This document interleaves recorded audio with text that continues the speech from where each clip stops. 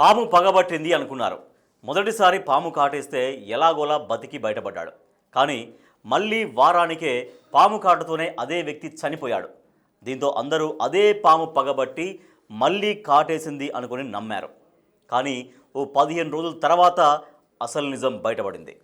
పగబట్టింది పాము కాదు, సాక్షాత్తు కంటికి రెప్పలా పెంచిన కొడుకులే అని తెలిసి అందరూ నిర్ఘాంతపోయారు. అప్పులు తీర్చడానికి తండ్రిని చంపితే వచ్చే ఇన్సూరెన్స్ డబ్బులను వాడుకోవాలి అనుకున్నారు.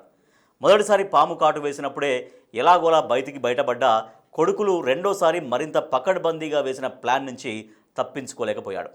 పైగా పాము పగబట్టడంతోనే మృతి చెందాడు అని అందరినీ నమ్మించారు ఇద్దరు కొడుకులు. అయితే ఇక్కడే బిగ్ ట్విస్ట్. ఇన్సూరెన్స్ అధికారులకు వచ్చిన ఒక చిన్న అనుమానం తీగలాగితే డొంకంత కదిలింది అన్నట్లుగా వ్యవహారం మొత్తం బయటపడింది.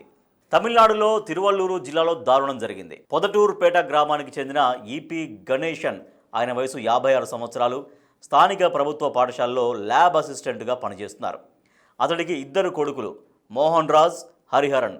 మోహన్ రాజ్ వయసు 26 సంవత్సరాలు, హరిహరన్ వయసు 27 సంవత్సరాలు. వీరు రకరకాల బిజినెస్లు చేశారు, బెట్టింగ్లో సర్వం కోల్పోయారు.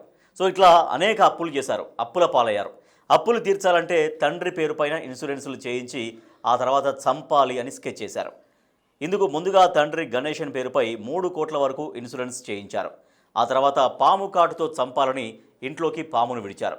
మొదటిసారి పాము గణేశన్ కాలికి కాటు వేయడంతో అతడు గుర్తించి గట్టిగా అరిచాడు. విషయాన్ని స్థానికులకు తెలియడంతో వారు వెంటనే హాస్పిటల్కు తీసుకెళ్లి గణేశన్ను రక్షించారు. ఇక మొదటిసారి వేసిన ప్లాన్ ఫెయిల్ కావడంతో అతడి కొడుకులు రెండోసారి మరింత పకడ్బందీగా ప్లాన్ వేశారు. పగటిపూట గణేశన్ పాము కాటును గుర్తించే అవకాశం ఉంటుందని రాత్రి తమ ప్లాన్ను అమలు చేయాలని నిర్ణయించుకున్నారు. గతంలో లాంటి పాము కాకుండా మరింత విషపూరితమైన పామును తీసుకొచ్చారు. గణేశన్ పడుకున్న తర్వాత ఏకంగా ఆయన మెడపైనే కాటు వేయించారు. పాము కాటును గణేశన్ గుర్తించినా ఆయన అరవకుండా నోట్లో గుడ్డలు కుక్కారు. కాపాడండిరా అని కన్న కొడుకులను వేడుకున్నా కనికరించకుండా కర్కశంగా వ్యవహరించారు. కళ్ళ ఎదుటే తండ్రి ప్రాణాలు కోల్పోతున్నా మనసు కరగలేదు. ఆపై చాలా ఆలస్యంగా ఆసుపత్రికి తరలించగా చనిపోయాడు అని వైద్యులు తెలిపారు. దీంతో పాము పగబట్టి చంపిందంటూ స్థానికంగా ప్రచారం జరిగింది. గణేశన్ మృతి తర్వాత వారం తిరగకుండానే ఇన్సూరెన్స్ డబ్బుల కోసం కొడుకులు క్లెయిమ్కు దిగడంతో ఓ ఇన్సూరెన్స్ కంపెనీకి అనుమానం వచ్చింది. ఏజెంట్తో దర్యాప్తు చేయించే క్రమంలో వరుసగా పాము కాటుకు గురి కావడం, ఆసుపత్రికి ఆలస్యంగా వెళ్లడం, కొడుకుల దొంగ చూపులు, పొంతనలేని సమాధానాలు వంటివి పోలీసుల దృష్టికి తీసుకెళ్లారు.